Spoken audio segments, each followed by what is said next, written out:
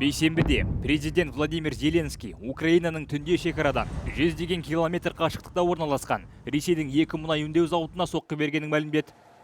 Ал бұл уақытта Ресей Украинадағы темір жол вокзалы мен коммерциялық кемеге соққы жасады. Зеленскийдің айтуынша, Украина майдан шебінен шамамен 700 километр қашықтықтағы Башқұртстан мен Ярославль облыстарындағы мұнай өңдеу зауыттары нысанаға алған. Ол соққылар дипломатияның болашағы нығайта түседі, деді Зеленский. Шабуылдар Ресейдің сейсенбі күні Киевке жасаған соққысынан кейін орын алды. Ол кезде кем дегенде 17 адам қаза тауып, ондаған адам жарақат алған. Қазіргі уақытта Киевте әуе шабуылына қарсы зымырандар тапшы. Сәрсенбі күні кейінірек Зеленский НАТОның бас хатшысы Марк Рютемен кездесіп, қосымша зымырандар алу мәселесін талқылағанын айтты. Екі тарапта соңғы айларда алыс қашықтықтағы шабуылдарды үдетіп жатыр. Бұл бейбіт тұрғындар арасындағы шығынның артуына әкелді.